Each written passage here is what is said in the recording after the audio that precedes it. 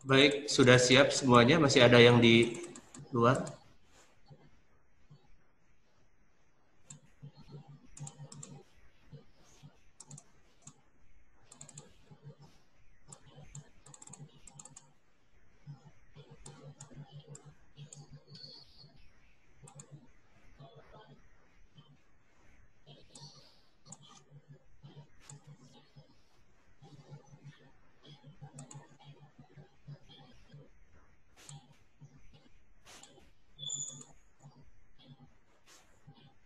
Baik, saya lihat sudah siap semua.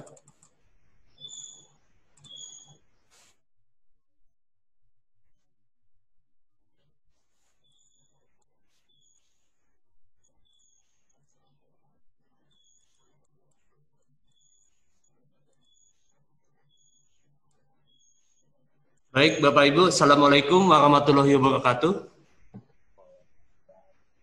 Warahmatullahi wabarakatuh. Salam sejahtera untuk kita semua. Pertama-tama saya mohon izin, saya menggunakan masker selama memberikan materi karena saya online dari Pasar Jumat. Sesuai protokol COVID, saya tetap perlu menggunakan masker. Baik Bapak Ibu, kita mulai dengan mata pelatihan prinsip pengenalan pengadaan tanah serta prinsip-prinsip pengusahaan dan pengoperasian jalan tol. Untuk 3 JP, jadi kita mulai jam 11.30 ya, sampai jam 14.20 menurut jadwal. Hanya 3 JP saja, ini merupakan laksartek materi yang saya berikan pada tahun kedua. Tahun pertama adalah untuk CPNS Angkatan 2018, pada tahun 2018, dan waktu itu diberikan selama 5 jam pelajaran. Sementara pada tahun ini hanya 3 jam pelajaran ditambah evaluasi. Jadi mudah-mudahan dengan segala keterbatasan, mungkin banyak juga yang puasa, kita masih tetap semangat ya untuk melakukan pembelajaran ini. Jadi pertama saya akan memberikan materi prinsip pengusahaan dan pengoperasian jalan tol. Yang kedua baru nanti pengelolaan pengadaan tanah. Mungkin bagi Bapak Ibu yang sudah saya lihat di sini ada yang dari BPJT, ini sudah tidak asing lagi dengan materi ini. Yang bebas hambatan nggak ada. Baik, saya perkenalkan diri dulu. Saya Diki Zulkarnain. Saya sekarang bertugas sebagai Wideiswara Ahli Madya di Balai Diklat PUPR 3 Jakarta. Saya lahir di Subdit Pengadaan Lahan yang sekarang menjadi Subdit Pengadaan Tanah di Bina Marga. Lalu saya pindah ke BPJT, hampir 6 tahun di sana. Terus sejak 2018 saya bergabung menjadi Wideiswara di BPSDM. Jadi saya di sini mungkin membagi sedikit pengalaman saya di BPJT dan di Subdit Pengadaan Tanah pada Bapak Ibu untuk memberikan materi yang mudah-mudahan bisa membekali dalam pelaksanaan tugas sekarang CPNS yang mungkin tahun ini akan menjadi PNS ya. Baik, mulai kita akan mungkin komitmen bersama dulu ya. Ini ada nomor telepon saya, ada email bila ada sesuatu yang mau ditanyakan. Karena peserta Wideiswara, kemudian biasanya kalau waktu panjang saya biasanya berkenal dengan satu demi satu peserta. Tapi karena ini e-learning dan juga waktu terbatas, saya tidak mengabsen satu persatu. Kemudian komitmen pembelajaran, ini penting, jadi Bapak Ibu harap tetap memperhatikan materi, karena semua di sini direkam ya. Jadi apa yang Bapak Ibu lakukan di luar sana terekam. Jadi tetap kamera dinyalakan, kemudian tidak menggunakan banyak handphone karena terekam. Jadi sebenarnya e-learning itu banyak gak enaknya Bapak Ibu. Karena apa yang kita lakukan di sana itu kelihatan. Kalau di kelas kan nguap-nguap dikit nggak apa-apa ya.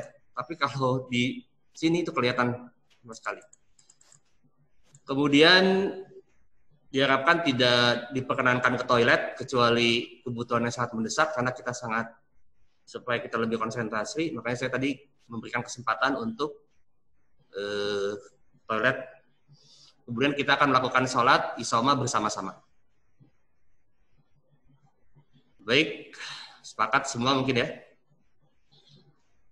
Lalu Bapak Ibu diharapkan aktif, walaupun TikToknya interaktifnya kurang begitu bagus ya kalau misalnya e-learning, karena kita tidak bertatapan muka langsung, tapi tanpa mengurangi semua keterlambatan atau mengurangi semua keterbatasan, kita bisa menerima materi dengan baik. Kemudian ini, sebagian materi saya punya channel YouTube, bisa di googling. Jadi terutama untuk pengusahaan tanah jalan tol ini sih ada. Bapak Ibu silakan beri komentar, like, dan subscribe-nya kepada channel ini. Kemudian pengadaan tanah untuk pembangunan bagi kepentingan umum juga ada di sini. Ini saya berikan sewaktu saya memberikan materi PISK Jalan dan Jembatan tahun kemarin di Makassar. Silakan. Ini ketua kelasnya siapa ya? Ada ketua kelasnya? Nggak ada, Pak. Nomor berapa ketua kelasnya? Nggak ada, Pak. Nggak ada? Tidak ada, Pak. Tidak ada ketua, Pak. Tidak ada, Pak. Tidak ada, oke. Bapak jadi silakan subscribe-nya. Jadi di saya baru 204. Mungkin nanti saya cek setelah mata pelajaran ini selesai, akan ada 244 subscriber ya. Oke. Jadi outline-nya ada 7 untuk materi cukup banyak. Saya tidak mungkin detail satu persatu. Ada program pengusahaan, kemudian dasar hukum, kebijakan pengusahaan jalan tol, skema, persiapan pengoperasian, SPM, dan PPJT atau perjanjian pengusahaan jalan tol. Kita mulai dulu dari program pengusahaan jalan tol. Kita lihat ada satu video. Jadi tujuan pembelajarannya para peserta mampu memahami prinsip pengusahaan dan pengoperasian jalan tol yang ada di Indonesia saat ini. Itu untuk materi pertama. Selanjutnya kita akan materi selanjutnya pengadaan tanah akan ada di setelah sholat isoma ya. Oke, sekarang kita mulai.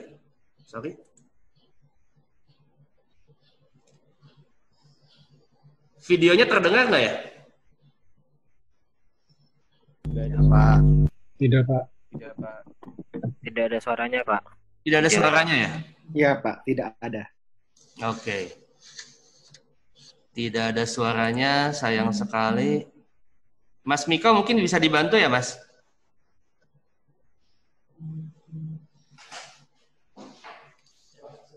Gak ada suaranya ya? Coba dikeluarin dulu. Stop. Oh. Sorry. Stop video. Stop share maksudnya. Yes. Coba dia lagi di share screen lagi, Pak. Screen. Screen. Nih. So. Oh, oke. Balik ke video. Baru balik lagi ke sini ya. Share. Agak gagu nih. Bisa ya? Mungkin langsung ke file videonya aja, Pak. Oke. Kembali di President's Corner, pemirsa, pemerintah terus mengenjot pembangunan dari Sabang sampai Merauke. Salah satunya adalah membangun jalan tol di berbagai wilayah Indonesia untuk mempermudah mobilitas warga. Tidak. Bisa menikmati akses jalan tanpa batas.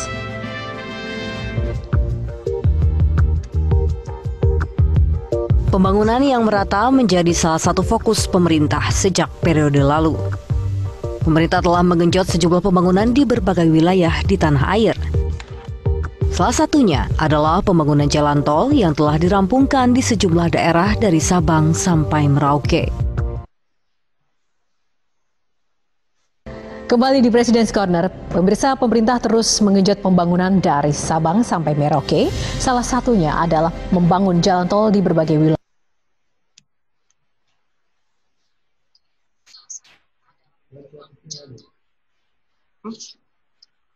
Mati. Kembali di Presiden Corner, pemirsa, pemerintah terus menggenjot pembangunan dari Sabang sampai Merauke. Salah satunya adalah yang merupakan ruas jalan tol terpanjang yang pernah diresmikan oleh Presiden Joko Widodo, yaitu sepanjang 189,2 km. Presiden berharap pada 2024 mendatang jalan tol Trans Sumatera yang menghubungkan Lampung hingga Aceh sudah dapat diselesaikan sehingga mempermudah mobilitas warga. Ya diteruskan, nantinya diteruskan sampai ke Aceh, terus naik terus sampai ke Aceh. Karena di Aceh pun sudah pembebasan tanah sudah 52%. Sana pun juga sudah mulai gitu. Nanti sambungnya di tengah nggak tahu di mana. Sehingga sekali lagi mobilitas barang, mobilitas orang, jaringan logistik kita akan semakin baik, stok infrastruktur kita akan semakin meningkat. Sehingga competitiveness index kita juga akan menjadi sangat baik. Selamat datang di Pulau Kalimantan. Pulau Kalimantan akhirnya memiliki jalan tol yang diresmikan oleh Presiden Joko Widodo pada 17 Desember lalu. 3 sesi jalan tol sepanjang 58,7 meter telah selesai dibangun dari total 5 sesi sepanjang 99,3 km. Jalan tol Balikpapan Samarinda merupakan jalan tol pertama di Pulau Kalimantan. Saya harapkan dari pembangunan ini, kecepatan, efisiensi, bagi mobilitas orang maupun barang, logistik, semuanya betul-betul bisa kita dapatkan. Dengan dibangunnya tol ini diharapkan akan mendorong pengembangan kawasan-kawasan produksi seperti industri di sektor kelapa sawit, komoditas batu bara, minyak, gas, dan komoditas pertanian yang terhubung langsung dengan kawasan distribusi. Jalan tol ini juga akan mempercepat akses masuk ke kawasan inti ibu kota negara baru. Selamat datang di Pulau Kalimantan. Selain Pulau Sumatera dan Kalimantan, Presiden juga sempat meninjau pembangunan jalan tol di Sulawesi Utara pada tahun lalu. Saat itu, Presiden beserta rombongan meninjau jalan tol Manado Bitung dan memastikan bahwa pembangunan jalan tol yang sempat terkendala pembebasan lahan akan terus berjalan dan segera diselesaikan. Jadi tol Manado Bitung lapangannya masih kurang 13 kilo yang belum pembebasan, tapi proses berjalan. Nggak ada, tapi hanya ini memang nanti tadi saya sudah perintah Jasa Marga Budirut untuk secepatnya itu bisa diselesaikan. Jalan tol sepanjang 39,9 km ini merupakan salah satu proyek strategis nasional yang menghubungkan dua kota terbesar di Sulawesi Utara dan diharapkan dapat mendukung peningkatan sektor wisata dan pertumbuhan ekonomi warga.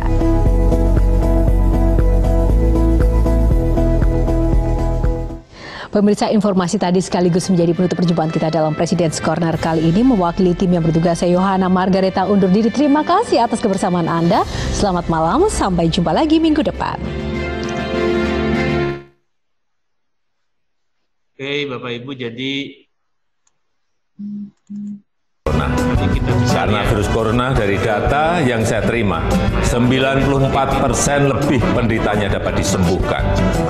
Untuk itu kita perlu melakukan hal-hal seperti ini. Pertama, jangan lupa untuk mencuci tangan dengan air yang mengalir dan sabun. pemerintahan Pak Jokowi ini sangat pesat, seluruh pembangunan tol yang ada sekarang. Kita kembali ke itu sebagai pengantar sebenarnya. Kita kembali ke tayangan.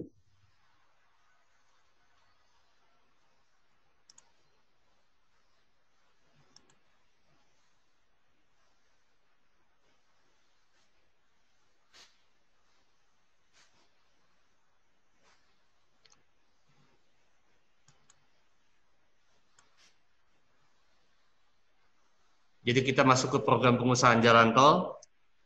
Jadi total jalan tol yang diprogramkan, ini saya dapatkan data dari BPJT itu 6.115 km. Meliputi Pulau Sumatera, Jawa, Kalimantan, Sulawesi. Di pulau-pulau inilah jalan tol sudah terbangun, yang belum ada di Papua, Nusa Tenggara, dan Maluku ya. Jadi ada di seluruh pulau-pulau ini. Kita lihat di jalan tol Trans Jawa sudah tahun kemarin sudah tersambung dari ruas tol Pejagan Pemalang, dari Cikampek, Palimanan Kanci, Pejagan Pemalang sampai ke Surabaya Mojokerto. Semua sudah beroperasi. Izin Pak. Sorry? Persentasinya nggak keluar Pak. Oh, sorry. Oke, sebentar.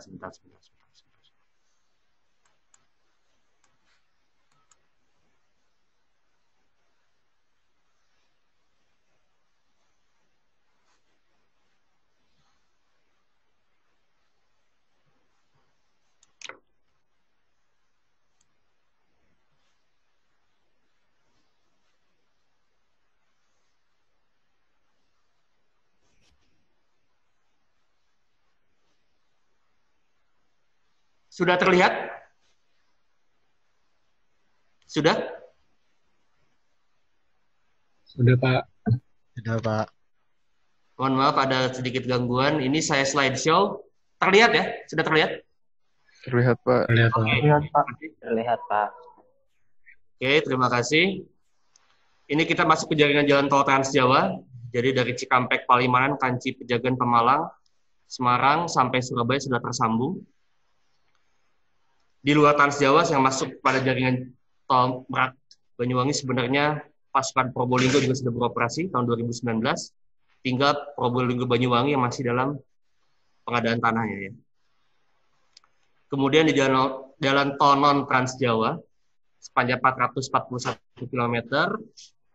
Ini yang masih berlangsung Ciawi Sukabumi, kemudian Pandaan Malang, Balikpapan Samarinda tadi yang diresmikan oleh Presiden, Manado Bitung, kemudian ada juga ini Cisumdawu. Sementara yang sudah beroperasi adalah Pasir Koja, Soreang, dan baru ini ya, satu. Dan Balikpapan Samarinda belum 100%.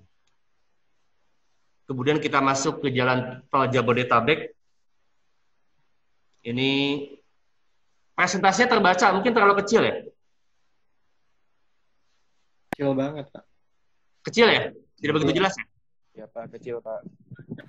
Oke, kita skip saja. Ini saya ambil data juga dari BPJT. Kemudian ada jalan tol Sumatera Prioritas 1 dan 2. Nah, ini mungkin lebih jelas ya daripada lihat gambar tadi, lebih terlihat tabularnya. Jadi Trans Sumatera sudah beroperasi Bakahuni Terbanggi Besar, yang paling panjang 140 km. Medan Binjai, Medan Kuala Namu tahun 2017 diresmikan.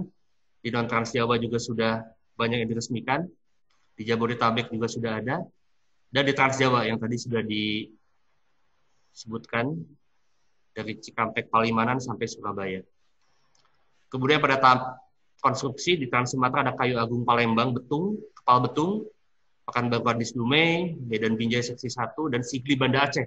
Tadi yang disebutkan Bapak Presiden, masih ada progres 30% ya.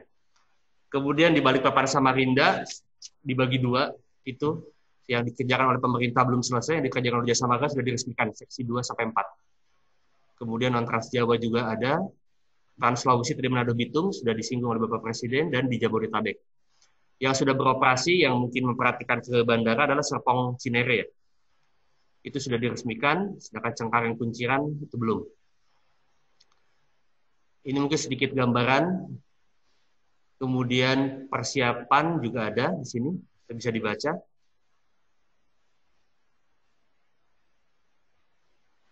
Jadi realisasi pengoperasian jalan tol 2015-2019 adalah 1.292 km. Sementara target BPJT adalah 1.800, jadi masih ada gap di sini. Dari 2015 sampai 2019, Jadi sampai tahun 2019 kita sudah mempunyai jalan tol sepanjang 2093 km. Yang dibangun sampai tahun 2014 sampai pemerintahan Pak SBY adalah 795 km. Dari 2015 sampai 2019 ada 1298 km. Sangat banyak sekali. Karena nanti kita bahas apa yang menyebabkan perkembangan pembangunan jalan tol bisa sangat cepat bila dibandingkan dengan era-era sebelumnya. Oke, ini rencana penyelesaian konstruksi juga masih ada. Ini progres konstruksi Trans Jawa sudah dibahas. Trans Sumatera juga sudah dioperasikan. Ini yang ditandai abu-abu nih sudah dioperasikan semua.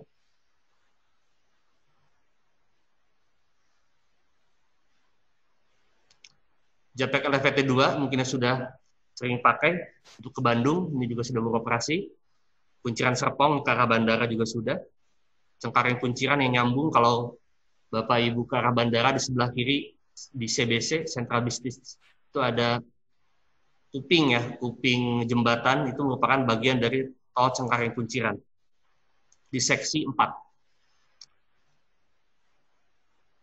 Oke, tadi Balikpapan Samarinda seksi 234 yang di Sekolah Jasa Marga ini juga sudah operasi diresmikan Bapak Presiden. Oke, sekarang kita masuk ke materi setelah lihat semacam deskripsi tadi ya.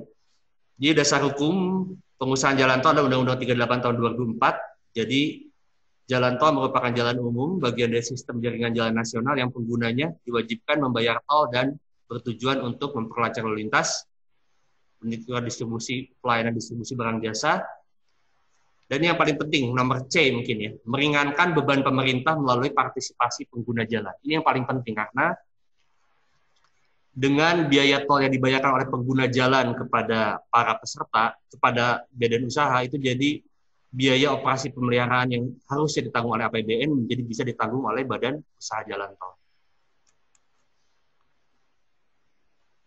Kemudian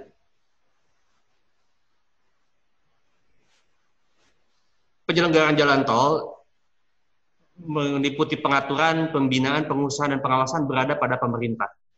Pembuatan undang-undang, peraturan, kemudian pembinaan teknis, dan pengawasan oleh BPJT itu berada pada pemerintah.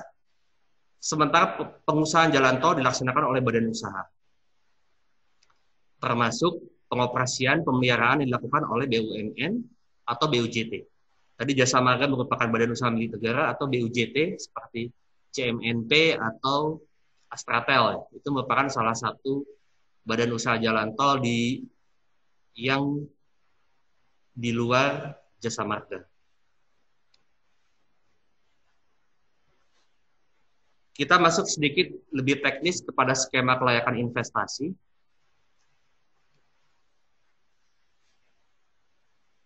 Jadi jalan tol dinamakan layak secara ekonomi bila BCR-nya atau benefit cost ratio-nya lebih besar dari 1. Ya. Kemudian NPV-nya dan IRR-nya. Sementara layak secara finansial ini ada NPV lebih besar dari WACC. Kemudian IRR-nya lebih besar dari WACC. Jadi kalau jalan tol secara ekonomi itu sebenarnya jalan tol yang berkontribusi terhadap pembangunan, meningkatkan perekonomian daerah sekitar jalan tol, tapi secara finansial tidak menguntungkan bila dibangun oleh badan usaha. Kira-kira seperti itu.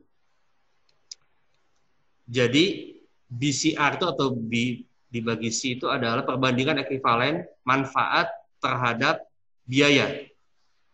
Jadi bila benefitnya terhadap biaya lebih besar dari 1, itu berarti investasi layak. Sementara bila BCR-nya lebih kurang dari 1, itu berarti tidak layak. Kemudian ada juga parameter yang lain yang kita sebut dengan NPV. Jadi merupakan selisih antara pengeluaran dan pemasukan, ya, yang terdiskon dengan penggunaan social opportunity. Jadi intinya pengeluaran dan pemasukan harus lebih besar pengeluaran. Itu artinya NPV lebih besar dari 1 yang berarti investasi tersebut layak. Ini ada rumusnya. Hanya pengenalan saja. Nah, ini bagaimana tol itu layak untuk dibangun, kita bisa lihat dari metode internal rate of return. Jadi intinya suatu nilai kelayakan di mana tol itu dibangun bila dibandingkan dengan tingkat suku bunga perbankan. Karena seperti kita tahu, badan usaha bila membangun tol tentu menggunakan pinjaman dari bank. Kalau misalnya sekarang pinjaman 12%, suku bunga berarti IRR-nya harus lebih besar dari itu. Supaya tol itu layak, menguntungkan bagi para investor. Nah, ini ada namanya weight average cost capital. Jadi bagaimana IRR itu harus lebih besar dari WACC. Saya kasih contoh di sini mungkin.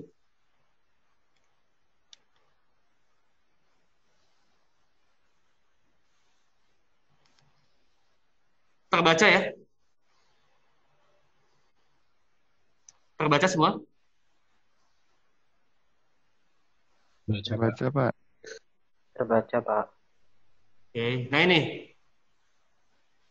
Jadi WACC itu, jadi intinya perusahaan tuh memiliki modal investasi itu bisa dari dua sumber ya, dari modal sendiri dan ekuitas.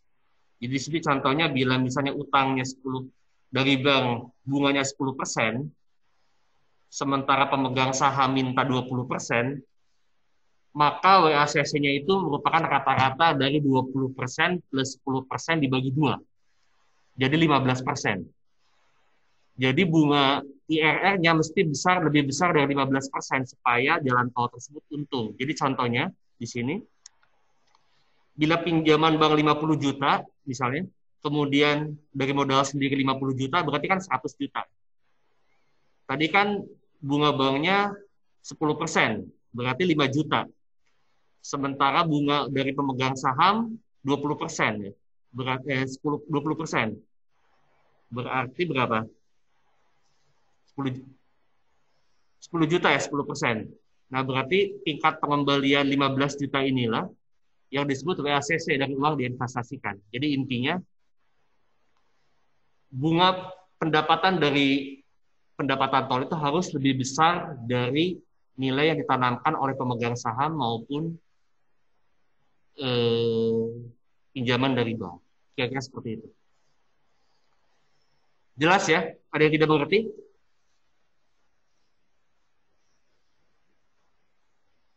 Masih jelas ya?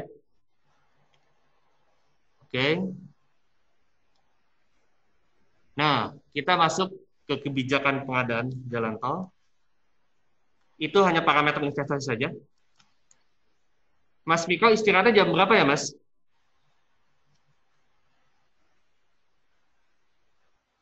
Jam 12, Pak. Ya? Jam 12, kalau sesuai jadwal. Bukan 12.10 ya? Bentar, Pak. Kayaknya 12.10 deh.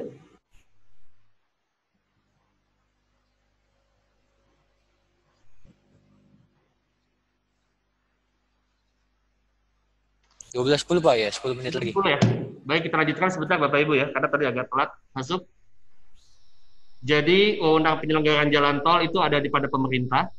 Jadi BPJT merupakan badan struktural yang dibentuk dan berada di bawah dan bertanggung jawab kepada menteri. Yang dari BPJT siapa ya? Silakan menjawab. Muhammad Fuadi Rusnadi yang mana ya? Hadir Pak. Saya dari BJKT Pak, Balai Jembatan Khusus. Oh beda ya? Di sini di absennya masih BPJT. Salah ya? Itu ini Pak SK CPNS, tapi saya OJT-nya di Balai Jembatan Khusus dan Terowongan Pak. Sudah pernah di BPJT? Belum Pak. Yang di BPJT siapa ya di sini? Ada yang bisa? Hadir Pak. Siapa? Absen 32. 32. Oh Reza. Di bidang apa sekarang OJT-nya? Bidang teknik Pak. Oh teknik. Reza saja, tidak ada yang lain. Ada Pak beberapa teman yang lain. Pak, izin Pak. Siapa? Saya Friendly absen 16 dari bidang OP Pak, operasi dan pemeliharaan. Oke, lengkap teknik, OP, terus Freddy, Reza, siapa lagi? Absen 20. Mirza Syah Alam. Iya. Di bidang apa? Invest, Pak. Teknik. Investasi. Investasi. 3 orang berarti ya? Baik.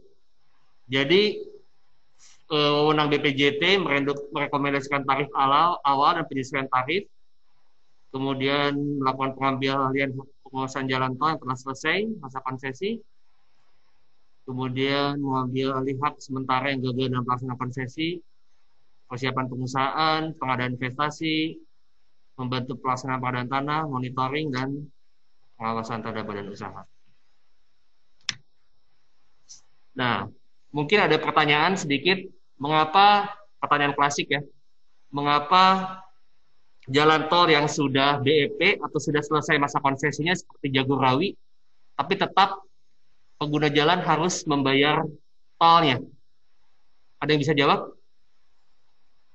Silakan, ada bidang investasi pasti jawab. Mirza ya, silakan.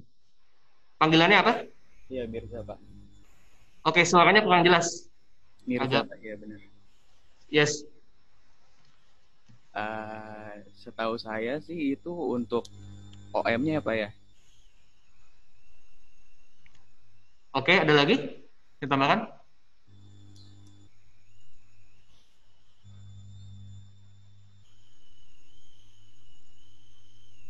Ada lagi tambahkan? Itu saja? Iya, Pak, setahu saya itu. Oke, jadi mungkin bisa saya tambahkan. Jadi sesuai Undang-Undang Jalan atau PP 15, Bapak Ibu bisa bertanya. Sebenarnya pengembalian tarif itu, pembayaran tarif itu ada 3. Pertama untuk pemeliharaan, kedua untuk pengembalian investasi, dan ketiga untuk membangun di tempat lain. Seperti Anda lihat kan Jasa Marga juga ditugaskan, bukan ditugaskan ya, dia membangun Balikpapan Samarinda ya, dia kan perlu modal. Tarif yang dipakai untuk membayar kelebihan konsesi itulah yang dipakai untuk membangun di tempat lain. Jadi makanya kan bertanya, kok tetap bayar sih? Kenapa tidak diberikan kepada pemerintah? Pertama, akan membebani pemerintah bila menjadi jalan nasional. Berarti kita harus membuat satker di sana, membuat PPK pemeliharaan. Yang kedua, badan usaha pun mendapat penugasan atau dia pun ikut tender investasi untuk membangun jalan tol di tempat lain. Itu merupakan salah satu cara mereka membangun, jadi tetap pemerintah memberikan konsesi kepada mereka. Itu mungkin yang bisa saya tambahkan ya. Lalu ini struktur organisasinya untuk BPJT. Jadi kepala BPJT bertanggung jawab langsung kepada menteri. Ada anggota-anggotanya di sini. Jadi ada anggota unsur PU, Pak Agita, anggota unsur Kementerian Keuangan, profesi dan akademik. Sementara BPJT yang dikenal sebagai pelaksana itu adalah sekretariat BPJT. Jadi ada 5. Jadi bagian umum, ada yang tadi di bidang teknik, investasi, OP, dan pendanaan. BLU ya. Saya 6 tahun di bidang pendanaan terutama. Waktu dulu BLU masih ada.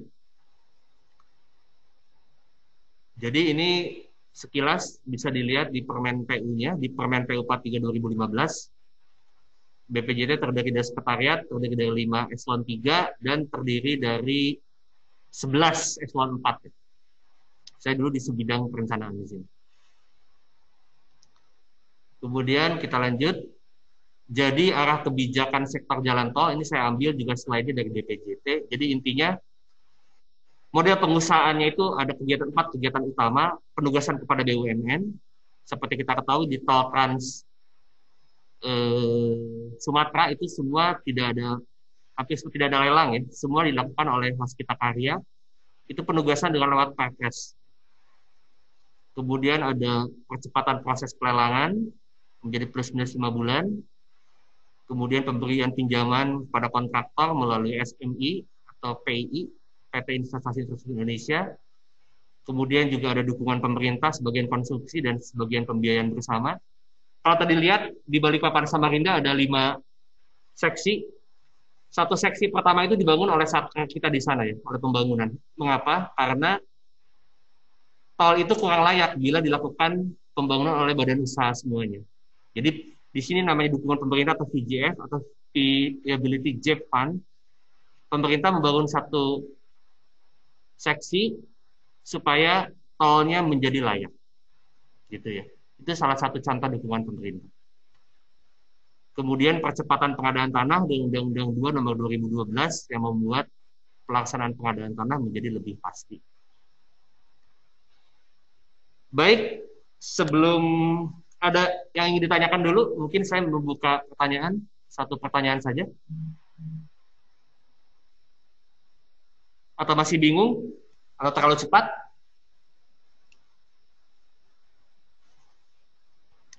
Tidak ada yang bertanya? Ini biasanya ngerti semua atau gak ngerti semua nih? Izin Pak bertanya nomor 26 Pak. 26, oke, saya catat dulu ya. Muhammad Nur Fatihin dari Balai Balikpapan ya? Bukan Pak, itu di SK CPNS-nya aja Pak. Kalau OJT kami kebetulan masih di pusat semua Pak. Kalau saya di reservasi jalan Pak. Oke, silakan. Iya Pak, jadi saya tertarik dengan pembahasan Bapak tadi terkait yang tol Jagorawi ya Pak.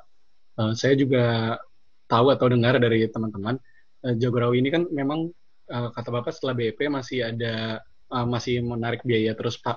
Tapi saya pernah dengar ini juga dikarenakan adanya pelebaran jalan oleh Jagorawi gitu Pak. Memang peraturannya seperti apa ya Pak? Kalau misalnya udah BEP terus kalau dilakukan pelebaran jalan gitu atau ada penanganan lagi artinya bisa berlanjut lagi atau seperti apa Pak?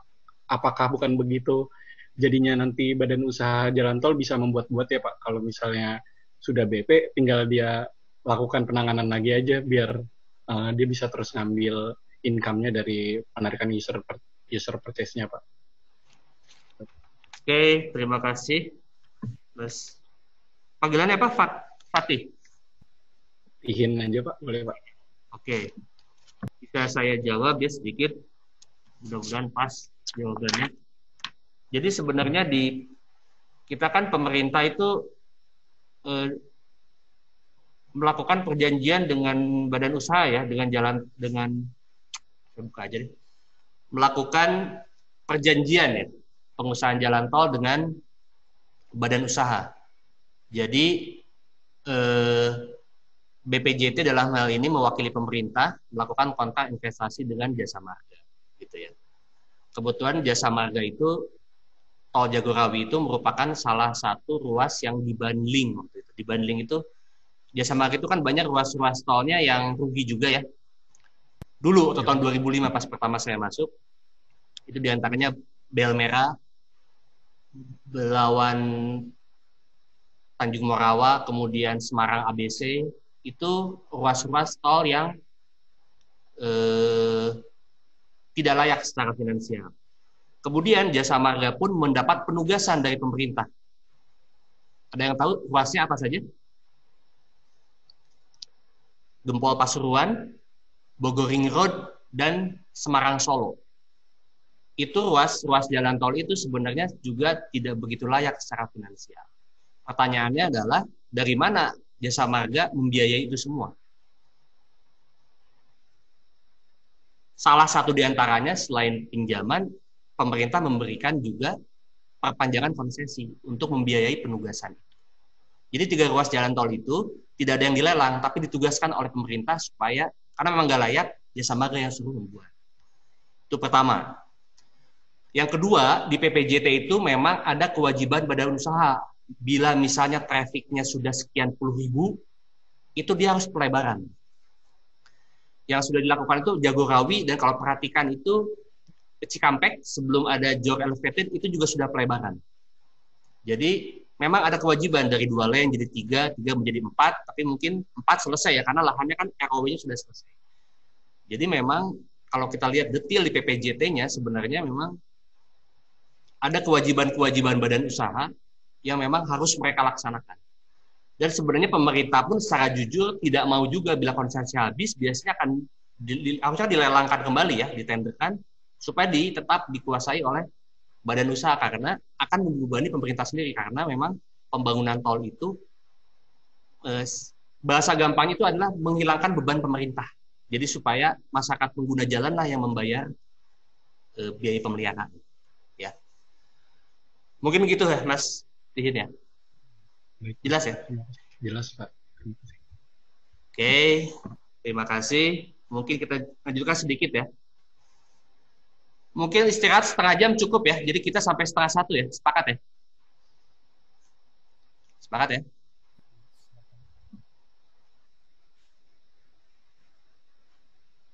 Oke, kita masuk ke kerangka kebijakan sekilas. Ini saya takut juga nggak pakai ini. Jadi kalau lihat skema pengusahaan jalan tol itu dari kiri ke kanan, ini yang modern itu sebelah kiri. Makin ke kanan, itu semakin konvensional. Maksudnya semakin membebani pemerintah. Ini suara saya jelas kan ya? Pakai masker ya? Jelas? Jelas, Pak. Jelas ya? Sorry saya nanya terus. Ini soalnya Jelas, Pak. Jelas. Oke, sip. Jadi kalau proyek yang layak ekonomi dan finansial itu seperti Trans Jawa atau tol-tol di Jabodetabek itu semua menguntungkan, makanya banyak investornya. Itu dengan sistem BOT, Build, Operate, Transfer. Jadi dia bangun, dia operasikan, bila konsesi selesai, dia kasih ke pemerintah. Gitu ya. Tapi ini tol-tol Trans Jawa ini semua konsesinya 50 tahun. Jadi mungkin sampai kita pensiun, itu belum selesai konsesinya. Saya pensiun 20 tahun lagi itu belum selesai. Mungkin kalian pensiun pun belum selesai juga. Jadi bagaimana ceritanya nggak tahu. Apakah tetap dikuasai, dioperasikan lagi, apa jadi jalan nasional. Gitu. Nah, bila tidak, kan ini dari rencana jaringan ya, bila tol tersebut ekonominya layak, tapi finansialnya marginal sebagian, harus dilakukan supported toll road, SBOT. Contohnya apa? Ada 5. Jalan tol yang sebagian ruasnya dibangun oleh pemerintah. 2 sudah operasi. 3 malah ya. Medan Kuala Namu Tebing Tinggi sudah operasi 100%. Balikpapan Samarinda dari 5 seksi, 4 sudah selesai, 1 belum oleh pemerintah, dan Manado Bitung. 4 ya selesai, dan Semarang Solo Kertosono. Kita punya 5 satker. Jadi yang belum selesai hanya 1, Cileunyi, Sumedang, Dawan. Jadi ruas-ruas tersebut harus ditreat, dia harus dibangun sebagian oleh pemerintah. Jadi Bina Marga membangun satker di sana. Itu yang kedua ya. Yang ketiga, nah ini saya juga kurang mengikuti. Skala proyek masih menarik minat swasta. Ini Serang Panimbang, di Serang Panimbang ya. Jadi ini sebenarnya tol yang merupakan prakarsa badan usaha. Nanti di slide berikutnya saya jelaskan. Tapi walaupun prakarsa badan usaha, tol itu tetap harus dilelang. Ada yang tahu mungkin tol yang merupakan prakarsa badan usaha di Indonesia yang pertama siapa? Ya BPJT. Pertama tol yang dia bukan ada di jaringan jalan nasional, bukan rencana pemerintah, tetapi rencana badan usaha. Dan sudah dioperasikan sekarang. Ada yang tahu? Jor, Pak. Yang jawab siapa? Saya, Pak. Nomor 7, Arya Bagus. Yes. Jor, Jakarta Outer Ring Road, Pak. Bukan. Bukan. Kalau JOR itu ada di jaringan jalan nasional. Ini murni nggak ada di jaringan, tapi Jasa Marga mengajukan usulan ke pemerintah, oleh pemerintah ditender, pemenangnya dia, sudah terbangun. Ada yang bisa jawab dari BPJT? Masa nggak tahu? Depok Antasari, Pak. Oh, bukan. Deket banget. Mirza tahu Mirza? Masa investasi nih, ini bosnya nih. Tendernya tahun kapan ya, Pak? Apa kosnya?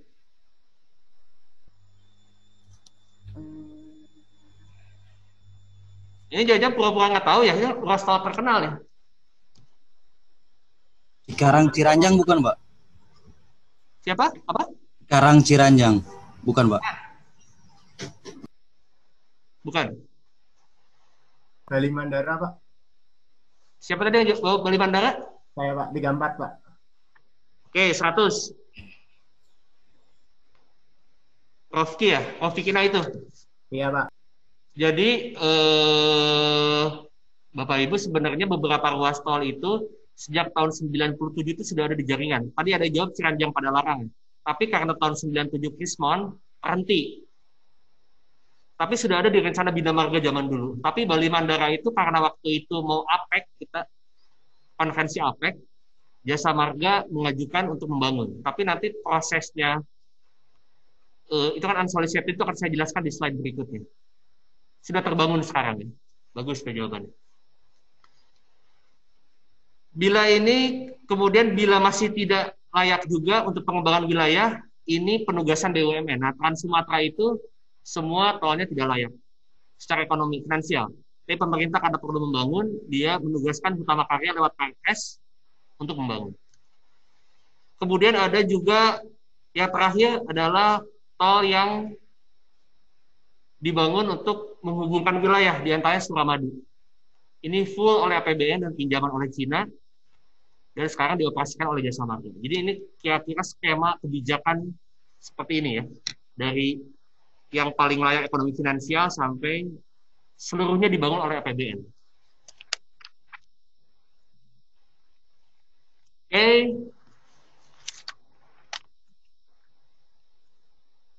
Ada yang mau tanya lagi sebelum bingung? Nanti makin ke sana makin bingung nih. Tidak ada? Lanjut sedikit ya. Sebelum 12:30. Jadi kalau di Bina Marga secara umum, kita sebagian besar di Bina Marga, secara tradisional dibiayai oleh APBN. Mulai OM, konstruksi itu oleh APBN. Tetapi di jalan tol, mengapa jalan tol itu disebut seksi gitu ya? Karena memang tidak membiayai APBN. Pembiayaan dia bisa dari investor dan sindikasi perbankan. 7-30, dia harus memiliki ekuitas 30%, pinjaman 30% biasanya. Jadi dia dibangun kontrak konstruksi dengan kontraktor, nanti yang mengoperasikan badan usahanya. Selain itu juga sekarang, tadi saya sempat menyinggung mengapa badan usaha sekarang bisa lebih cepat membangun daripada zaman kami dulu di sana 2005-2014 di BPJT.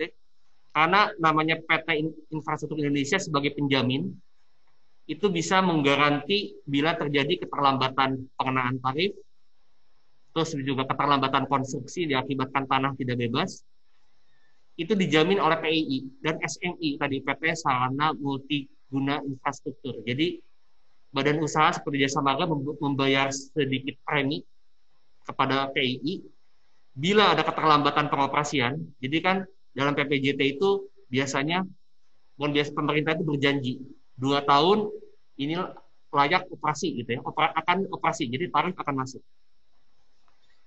Kan BUJT juga dia berhutang ke bank ya, bank kan akan memegang itu 2%, 2 tahun itu akan operasi, pendapatan akan badan usaha bisa mencicil ke bank. Tapi kenyataannya karena pemerintah kesulitan membebaskan tanah, 2 tahun itu tidak tercapai pengoperasian. Makanya keterlambatan pengoperasiannya kan menimbulkan kerugian ya, karena jalan tol tidak beroperasi, tetapi cas dari bank bunga dia harus bayar terus. Nah, PT PII ini dengan skema penjaminan dia memberikan ganti rugi kepada badan usaha jalan tol, sehingga lebih bankable. Ya, jadi badan usaha tidak ragu-ragu lagi untuk investasi jalan tol.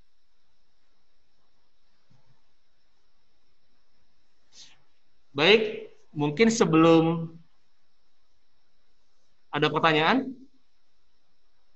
Bingung atau? Ini Pak. Nah, silakan. Nomor 11, Klairino Galak Pak, mau bertanya sedikit.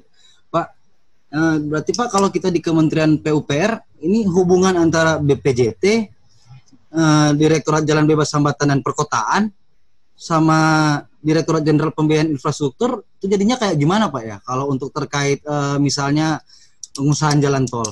Terima kasih. Pertanyaannya bagus, jawabnya susah. Clarino Greg Galag, lo kok nggak kelihatan?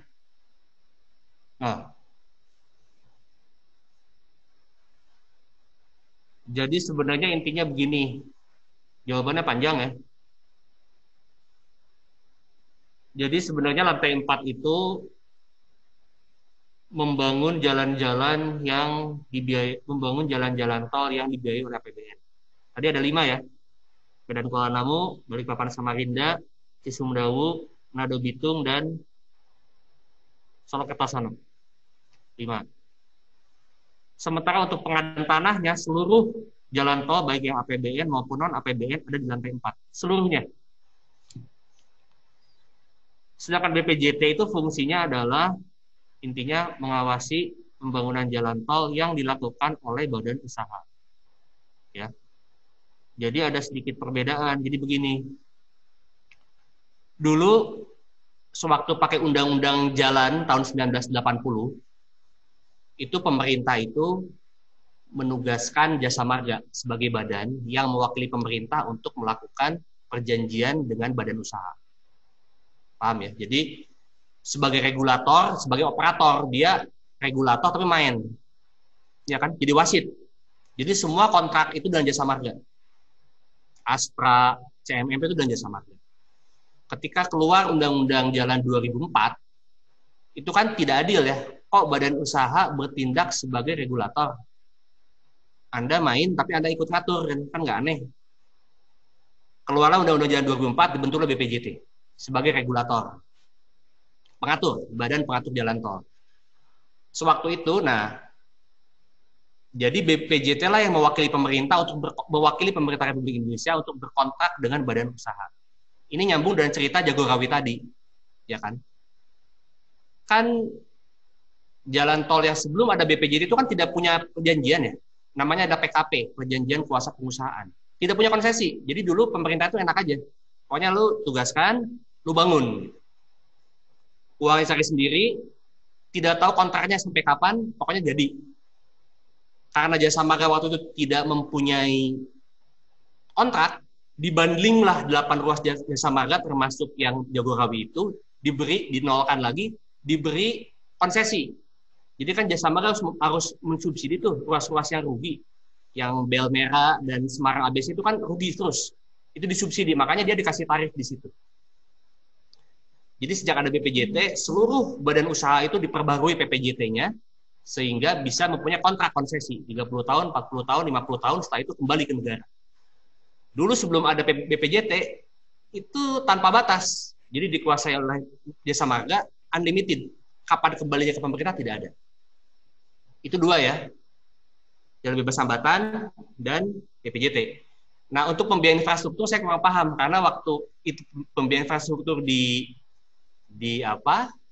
dibuat, saya sudah di BPSDM. Tapi intinya adalah dulu pembiayaan infrastruktur itu merupakan perubahan dari Direktorat Jenderal Pembiayaan Perumahan. Jadi dulu kan PU itu bubar. PU menjadi PUPR kan? PUPR dari Menpera dari 5 deputi jadi 2 deputi.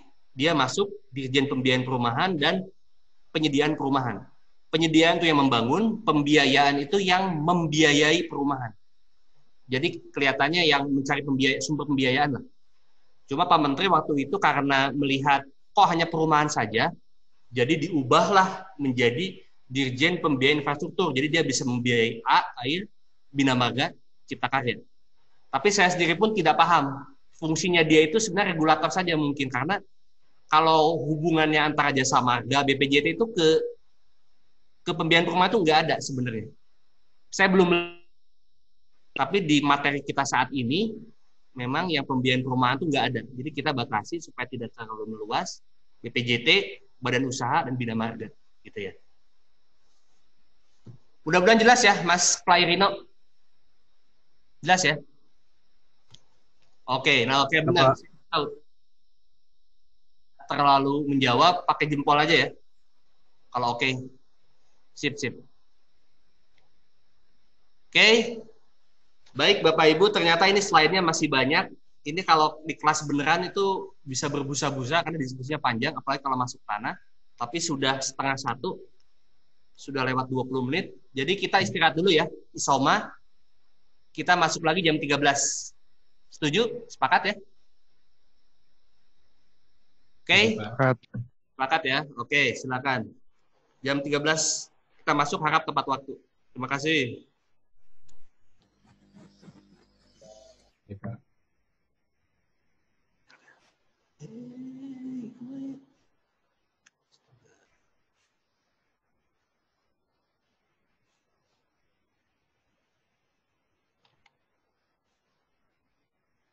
Gimana ya?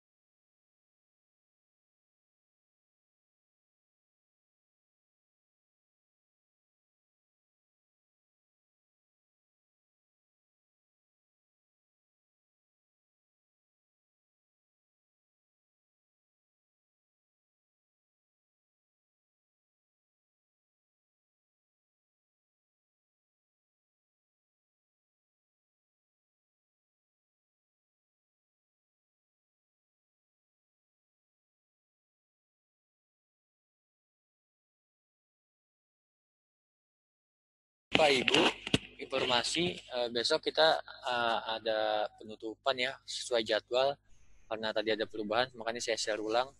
Jadi untuk tugas-tugas nanti diupload seperti biasa. Untuk Bu Jani mungkin jam 5, mungkin untuk Pak Diki jam 6 ya Bapak Ibu, biar kita lebih cepat agar Pak Diki bisa nilai akan langsung kita dapat biar lebih cepat proses pencetakan sertifikat. Mungkin yang penting jawabannya lengkap, singkat-singkat tapi lengkap lah, jangan terlalu panjang, bacanya susah. 40 orang soalnya dibaca.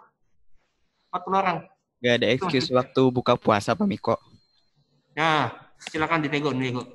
Ya mungkin gini Mas, mungkin berbuka waktunya berbuka kita berbuka mungkin kalau orang lebih kalau bisa jangan sampai jam 7 malam. Tadi kan Pak Diki juga sempat menyampaikan agar tidak terlalu malam mengkoreksi, tetap waktu maksimalnya jam 7. Ya, yang penting pengertian aja sih Pak Miko. Ya Mas, tenang aja Mas, pokoknya waktunya berbuka tetap berbuka gitu. Terus sama biodata udah ada yang perubahan ya, udah dikirim ke Mbak Tari ya kemarin ya. Untuk biodata di sertifikat kemarin sempat dikirimkan, jadi datanya kalau ada perbaikan di Japri langsung ke Mbak Tari, langsung di WhatsApp. Karena itu data akan dicetak di sertifikat. Jadi kalau ada kesalahan ataupun gelar, nama